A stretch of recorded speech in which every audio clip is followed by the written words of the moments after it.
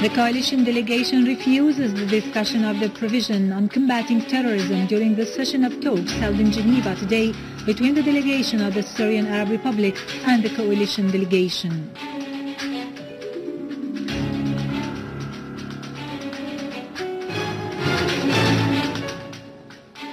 Lavrov affirms that the Geneva talks must contribute to an end to terrorism.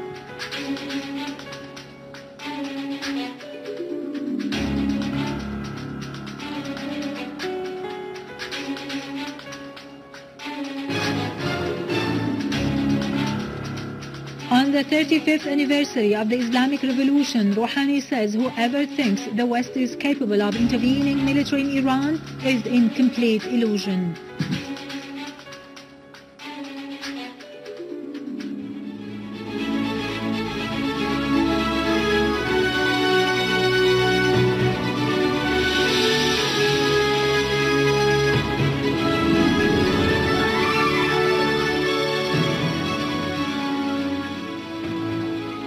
Good afternoon, ladies and gentlemen, and welcome to our news for today. The Deputy Foreign and Patriots Minister, Dr. Mikdad, has said stopping the bloodshed should be a priority for all the Syrians so that every Syrian would be able to live in peace, and then we would be ready to discuss anything. We have no concerns about any of the Geneva Statement's provisions, Mr. Mikdad said, adding that the Syrian delegation cannot accept that the first and most important provision of the Geneva Statement related to combating terrorism be of the past, and that those who refuse discussing this provision seek to create and support terrorism in order to kill the Syrian people. Al-Mikdad stressed that the coalition delegation has been far away from the spirit of the Geneva I statement and does not want to go into any political activities. It has completely rejected the insertion of the terrorism provision on the debate's agenda. Dr. Mikdad emphasized the Syrian delegation's resolve to take part in the Geneva meetings to convey the Syrian people's voice and sufferings, and in order to reach a solution to the crisis in Syria.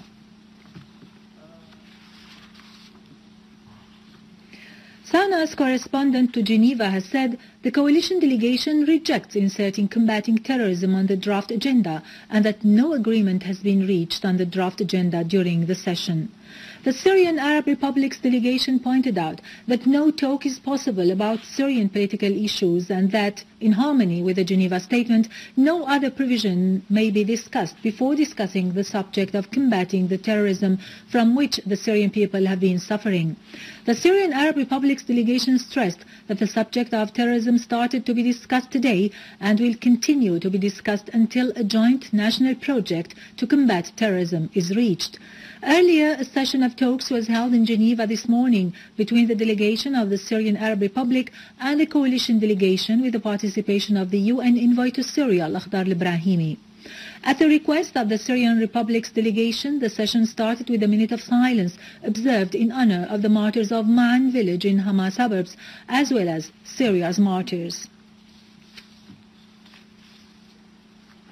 Russian Foreign Minister Sergei Lavrov has affirmed that Syria has always been ready to implement the Geneva Statement despite its achievements realized on the ground in the fight against the terrorists, contrary to the US that has not demonstrated any enthusiasm in this respect. In a press conference he held with his Algerian counterpart, Ramadan al-Amamira, in Moscow, Lavrov said, "The reports about the Syrian government going back on its acceptance for the Geneva Statement are false, as it has always announced its intention to discuss the statement in all its provisions." Lavrov added that according to the Geneva Statement, the Syrian society with all its factions should be represented within the framework of the inter-Syrian dialogue. The Syrian government is constantly seeking to implement international legitimacy and combat the extremist terrorists who are fighting on its land, Lavrov pointed out. He added that the humanitarian draft resolution submitted at the UN Security Council is absolutely unacceptable, and using the humanitarian issue today is but a repetition of the chemical weapons scenario to create a pretext for foreign intervention in Syria and to put Russia and China in a provocative position to change their stance. The Russian foreign minister said the terrorists are the main obstacle in the way of the arrival of the humanitarian assistance into any region in Syria. He stressed that all the affected areas must be dealt with without distinction.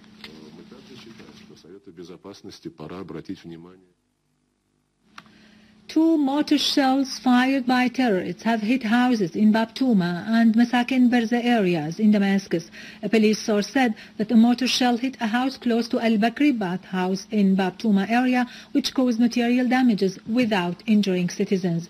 The source added that another mortar shell fell outside a house in Masakin Barza area, causing material damages only. After evacuating a huge number of civilians, most of them women, children and the elderly, who had been besieged in old homes, in accordance with an agreement with the UN resident representative in Syria, the governor of Homs stressed that the status of 111 citizens have been settled. These citizens who have been evacuated range between 16 and 54 years old. The increasing number of civilians who have been evacuated has been considered as a positive sign. Therefore, the negotiations ultimatum agreed upon by the government and the UN has been extended for 3 days. Homs Governor Talal al-Barazi said most of the civilians evacuated were women and old people. He added that 180 children were given the necessary vaccinations.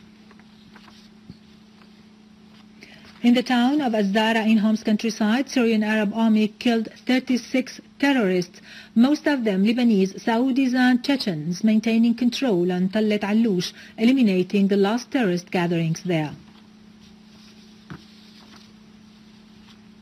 In Aleppo, the Syrian Arab Army has achieved progress in some areas in the ancient part of the city.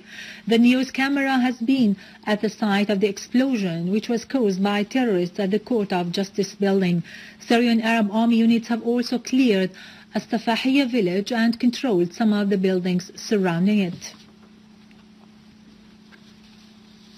The authorities in the governorate of Dar'a have settled the status of 200 people from As-Sanomain province in Dar'a, northern suburbs. Several persons said they had been deceived by the media and religious misleading reports, hoping that all those who have been misled would return to the correct stand and contribute to the construction of the homeland.